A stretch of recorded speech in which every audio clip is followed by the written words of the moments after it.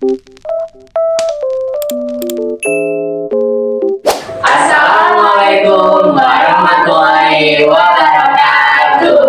Halo teman-teman semuanya, selamat datang di konten kali ini, di konten belajar bersama. Sapa teman-teman mahasiswa Pendidikan Ekonomi Fakultas Keguruan dan Ilmu Pendidikan Universitas Muhammadiyah Profesor Dr. Hamka. Di konten kali ini saya nggak sendirian, juga ada teman-teman saya juga yang akan memberikan bimbingan belajar bersama kepada teman-teman semua. Dan saya sendiri Arya Iwaldiani, aku Liana Ramasari, aku Saraswati. Nah, bagaimana teman-teman semua? Kita udah kenalan dan juga nyimak video berikut ini dan pelajari bersama-sama. Apa yang akan kita bawa kali ini yaitu dengan berkaitan dengan ekonomi internasional. Apa itu ekonomi internasional? Ekonomi internasional di mana suatu transaksi perdagangan internasional dengan meliputi dari makro serta ekspor dan impor gitu. Menarik buat teman-teman semua. Dan apa yang bakal kita bawa materi kali ini, kalian? Yang kita akan bawa adalah teori klasik perdagangan internasional. Apa itu teori klasik perdagangan internasional? Yuk kita lihat ke berikutnya. Halo teman-teman semuanya, di sini aku Liana Ramasari ingin membawakan tentang teori klasik perdagangan internasional. Apa sih perdagangan internasional itu? Perdagangan internasional adalah biaya transaksi bisnis yang melibatkan lebih dari satu negara. Nah, di sini ada beberapa unsurnya nih guys. Yang pertama itu adalah absolut, yang kedua adalah relatif atau komparatif, dan yang ketiga adalah biaya relatif. Nah, di sini yang pertama adalah sub-absolut. Nah, teori yang dikemukakan oleh Adam Smith yang menyatakan bahwa keuntungan absolut merupakan basis perdagangan internasional, memperoleh manfaat perdagangan internasional karena melakukan spesialisasi produksi dan mengekspor barang jika negara tersebut memiliki keunggulan mutlak, serta mengimpor jika negara tersebut memiliki ketidakunggulan mutlak. Nah, teori ini memusatkan perhatiannya pada variabel real, seperti misalnya sesuatu barang diukur dengan banyaknya tenaga kerja yang dipergunakan untuk menghasilkan barang. Nah, makin banyak tenaga kerja yang dipergunakan, akan makin tinggi nilai barang tersebut, atau labor theory of value. Nah, teori nilai tenaga kerja ini sifatnya sangat sederhana nih, sebab menggunakan anggapan bahwa tenaga kerja itu sifatnya homogen, serta merupakan satu-satunya faktor produksi. Dalam kenyataannya bahwa tenaga kerja itu tidak homogen, 35 faktor produksi itu tidak hanya satu, serta mobilitas tenaga kerja itu tidak bebas guys. Nah, di sini ada contohnya nih guys. Kebutuhan tenaga kerja dalam memproduksi barang per unit atau pieces. Di sini ada negara Indonesia dan juga negara Amerika. Kita bisa lihat perbandingannya di sini. Gandum di Indonesia itu terdapat 3 unit. Kalau di Amerika ada 10 unit. Nah, kalau pakaian di Indonesia itu ada 10 unit. Kalau di Amerika ada 3 unit. Kenapa bisa begitu? Nah, di sini ada penjelasannya nih. Yang pertama, Indonesia itu efisien dalam memproduksi gandum. Tenaga kerja yang dibutuhkan lebih rendah dibanding Amerika. Indonesia memiliki absolute advantage dalam produksi gandum. Nah, yang kedua, Amerika lebih efisien dalam memproduksi pakaian. Tenaga kerja yang dibutuhkan lebih rendah dibanding Indonesia. Amerika itu memiliki absolute advantage dalam memproduksi pakaian. Bisa lihat kan sendiri perbedaan ini. Nah, selanjutnya di sini ada manfaat guys. Yang pertama itu memungkinkan kita dengan secara sederhana menjelaskan tentang spesialisasi dan keuntungan dari pertukaran. Yang kedua, pada teori-teori berikutnya atau teori modern, kita tidak menggunakan teori ini dalam nilai tenaga kerja, namun prinsip teori ini tetap tidak bisa ditinggalkan atau tetap berlaku. Selanjutnya sini ada teori yang dijabarkan Adam Smith. Ini memfokuskan pada keuntungan mutlak yang menyatakan bahwa suatu negara akan memperoleh keunggulan atau keuntungan mutlak dikarenakan negara tersebut mampu memproduksi barang dengan biaya yang lebih rendah dibandingkan negara lain. Menurut teori ini, jika harga barang dengan jenis sama tidak memiliki perbedaan di berbagai negara, maka tidak ada alasan untuk melakukan perdagangan internasional. Hai, aku Kak Laras. Dalam video ini sini aku pengen jelasin submateri yang kedua yaitu relatif. Teori ini dikemukakan oleh J.S. Mill yang menyatakan bahwa suatu negara akan menghasilkan dan kemudian mengekspor suatu barang yang memiliki comparative advantage terbesar dan mengimpor barang yang memiliki comparative disadvantage, yaitu suatu barang yang dapat dihasilkan dengan lebih murah dan mengimpor barang yang kalau dihasilkan sendiri memakan ongkos yang besar. Pada dasarnya menyatakan bahwa nilai suatu barang ditentukan oleh banyaknya tenaga kerja yang dicurahkan untuk memproduksi barang tersebut. Semakin banyak tenaga yang dicurahkan untuk memproduksi suatu barang, semakin mahal barang tersebut.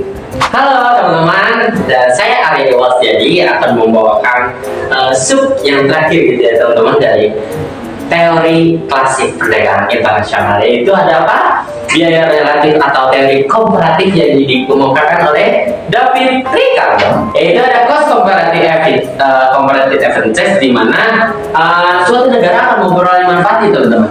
Manfaatnya apa sih? Yaitu spesialis produksi dan mengekspor barang-barang dari mana negara tersebut yang akan berproduksi relatif lebih efisien gitu teman-teman.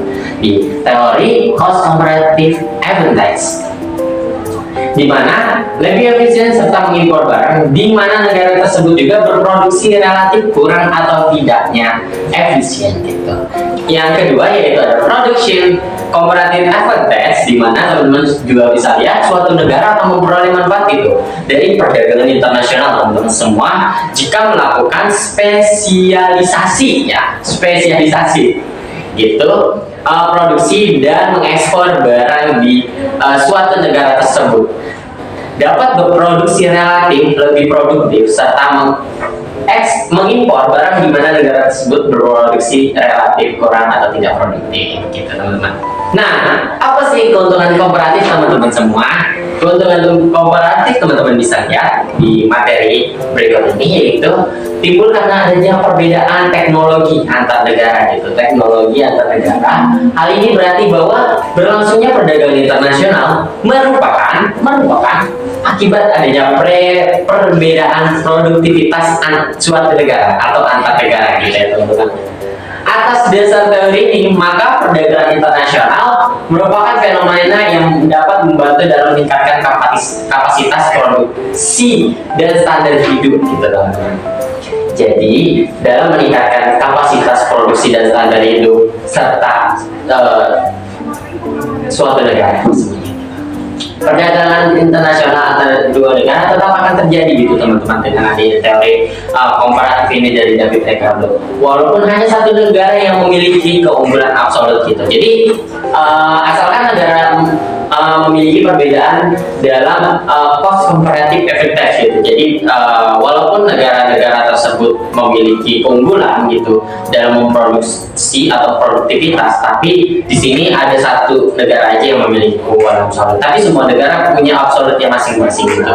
Jadi negara-negara yang tidak memiliki keunggulan absolut bisa melihat keunggulan absolut mana yang harus terjadi perdagangan internasional dan terjadinya perdagangan internasional. Teori komparatif David Ricardo ini bisa dikatakan menjadi sebuah titik awal ekspansi perusahaan untuk melakukan transaksi perdagangan di dunia. Jika dilihat dari perspektif hubungan internasional, semakin maraknya multinational corporation atau MNCs maupun transnational corporation atau TNCs berkembang di dunia ini, yang di dalam ilmu hubungan internasional merupakan sebuah kajian dalam diskursus transnasionalisme, sedikit banyak juga bisa dikatakan terpengaruh oleh pemikiran David Ricardo maupun Smith yang ada di dunia ini. Nah, teman-teman semua, bagaimana terkait tadi teori-teori yang dibawain teman-teman mahasiswa aktif PKOM, itu kalian tadi bawain teori apa sih? Kalau aku bawain teori absolut. Kalau kalian? Aku bawa teori relatif. Nah, kalau saya tadi kan teman-teman sudah menyimak, yaitu teori komparatif atau biaya relatif gitu. Nah, bagaimana terkait teori atau materi kali ini, yaitu teori klasik perdagangan internasional. Tapi tunggu dulu teman-teman, kita akan bawain satu materi lagi ya. Wah, seru banget nih kayaknya. Jadi jangan kemana-mana, siapin kopi, tehnya, serta makanan-makanan cemilannya, karena teori yang selanjutnya ini lebih menarik daripada teori ini kalian. Oke? Yuk teman-teman, kita next ke video selanjutnya. Materi kedua, apa yang bakal kita bawa sih, Kalaras? Yang kita bawa adalah studi kasus neraca pembayaran internasional Indonesia. Nah, bagaimana tuh? Ada kasus dari neraca pembayaran internasional Indonesia. Tadi berhubungan juga dengan materi pertama gitu ya, teori klasiknya. Kita udah bahas teorinya, berarti sekarang kita bahas kasusnya ya teman-teman semua. Tapi jangan lupa juga like, comment, dan subscribe. Oke, yuk kita langsung ke materi selanjutnya. Oke, teman-teman semua, halo, balik lagi ke saya Aryo. Jadi akan membawakan materi selanjutnya dari neraca pembayaran internasional di Indonesia. Apa sih neraca pembayaran internasional di Indonesia? Teman-teman bisa lihat definisinya, yaitu di mana ada transaksi ekonomi internasional antara penduduk suatu negara dengan penduduk negara yang lain dalam jangka waktu tertentu. Dari definisi. Neraca pembayaran ada dua nih teman-teman, yaitu neraca berjalan serta neraca modal. Apa itu neraca berjalan? Mungkin teman-teman bisa lihat dan baca. Dan juga apa itu neraca modal? Neraca modal juga teman-teman bisa lihat apa itu neraca modal. Nah, bagaimana dari dua definisi berikut ini, dari dua definisi dari neraca berjalan dan modal, teman-teman juga bisa mengetahui ya, bagaimana neraca itu bisa berjalan gitu dari adanya perdagangan serta jasa serta transaksi, dan juga adanya neraca modal dari suatu transaksi gitu. Nah, kita ngambil kasus ya teman-teman di triwulan pertama di Indonesia pada tahun 2024 gitu ya, terkait neraca pembayaran internasional, yaitu pada tahun 2024 neraca pembayaran mencatatkan defisit teman-teman sebesar 2,2 miliar US dollar gitu ya. Ini pada triwulan pertama ya teman-teman, yaitu meski lebih tinggi defisitnya daripada triwulan keempat pada tahun 2023, yaitu 2023 itu sebesar 1,1 miliar US dollar, tapi 2024 itu mengalami peningkatan pada triwulan pertama itu 2,2 miliar US dollar atau 50%, di mana terutama bersumber dari modernisasi surplus neraca perdagangan barang seiring dengan perlambatan ekonomi global gitu teman-teman, dari ekspor harga komoditas yang masih belum kuat sehingga berdampak pada penurunan ekspor pada periode laporannya pada triwulan pertama. Nah, kita ambil contoh lagi dari neraca pembayaran jasa gitu ya, dimana dalam sumber yang saya dapat gitu teman-teman, dan juga jangan lupa catat teman-teman karena ini penting banget dan akan berhubungan dengan slide berikutnya atau materi berikutnya, yaitu Bank Indonesia melaporkan neraca perdagangan jasa mengalami defisit sebesar 4,4 US dollar pada kuartal pertama, yang itu lebih rendah dibandingkan defisit pada kuartal sebelumnya yang tercatat 5 miliar. Jadi di neraca pembayaran internasional pada bidang jasa atau travel itu mengalami penurunan defisit itu, yaitu penurunan sebesar 0,6 miliar US dollar gitu ya. Berikut ada statistik gitu dari Bank Indonesia, yaitu mengalami penurunan, teman-teman bisa lihat gambar di sampingnya, yaitu yang pada 2020, 2021, 2022, 2023, 2024 mengalami ya masih stabil kalau bisa dibilang dalam angka statistiknya. Oke, bagaimana sih penyebab dari neraca pembayaran internasional dalam bidang jasa, yaitu terutama pada gejolaknya harga minyak turun semua. Bagaimana harga minyak saat ini, yaitu harga minyak dunia itu tinggi ya teman-teman. Umumnya pada red flag atau bidang perdagangan yang dibayarkan juga lebih tinggi gitu. Selain harga minyak, juga neraca perdagangan jasa dipengaruhi oleh faktor semakin normalnya kegiatan pariwisata internasional gitu teman-teman semua. Pada laporan Bank Indonesia juga melaporkan jasa transportasi masih menjadi komponen terbesar teman-teman, masih penyumbang defisit neraca perdagangan jasa. Jadi neraca pembayaran internasional di Indonesia itu pada bidang jasa itu masih penyumbang defisit, yaitu masih masih defisit lagi itu, belum surplus itu. Tercatat juga defisit pada tahun kuartal pertama yaitu sebesar 2,4 miliar US dollar. yaitu impor jasa transportasi meningkat, terutama didorong kenaikan jasa transportasi penumpang teman-teman semua.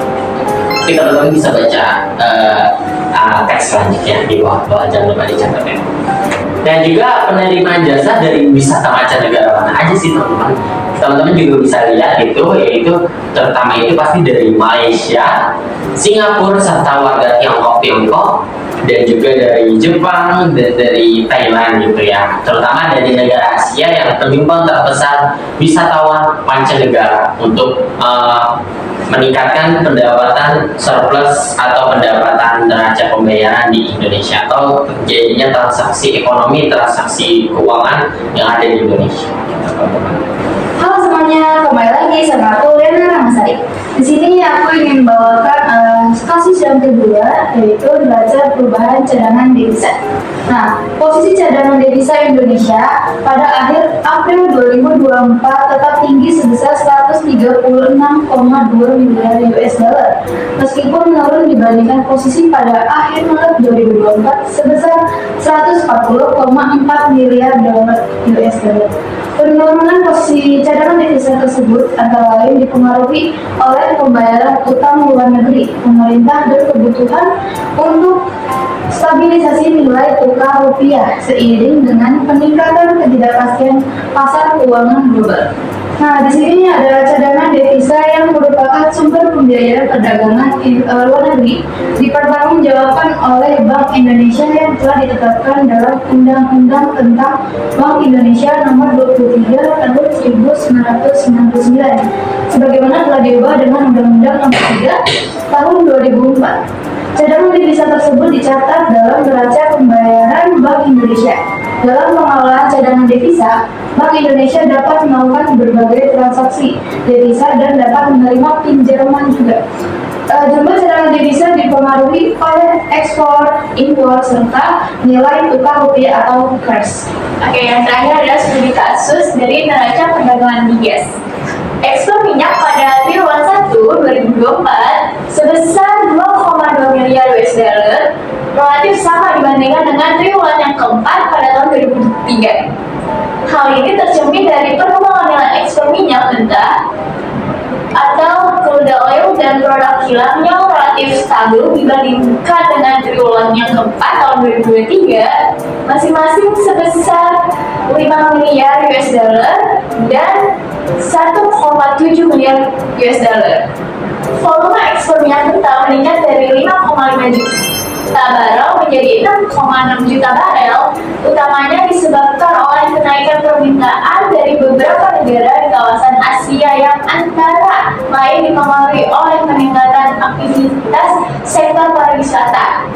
Di sisi lain, volume ekspor produk kilang sedikit mengalami penurunan dari 19,0 juta barel menjadi 19,6 juta barel, terutama didorong oleh penurunan ekspor ke Singapura, Belgia, dan Tiongkok. Penurunan volume ekspor utamanya pada produk marine fuel oil atau MFO, low sulfur fuel oil atau LSFO, serta disentit oil. Setelah itu, harga ekspor minyak mentah dan produk kilang masing-masing menurun dan 82,5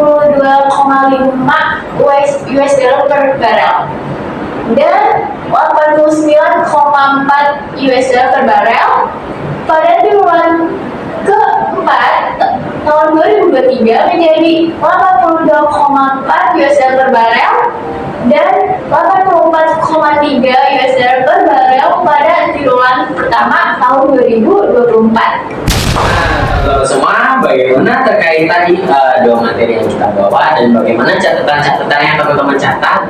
Semoga ilmunya bermanfaat, dan juga bagaimana terkait dari dua materi yang kita bawakan, yaitu ada teori yang pertama itu ada materi teori kasih perdagangan internasional, yang kedua Laras bagaimana?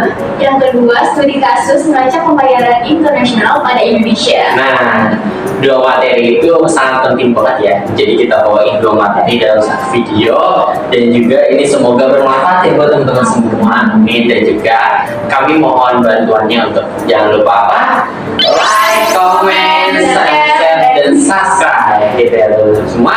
Dan juga jangan lupa di konten-konten selanjutnya. Dan saya Aryawan Setiadi, Saya Lena Ramasari. Saya Saraswati. pamit undur diri. Assalamualaikum warahmatullahi wabarakatuh.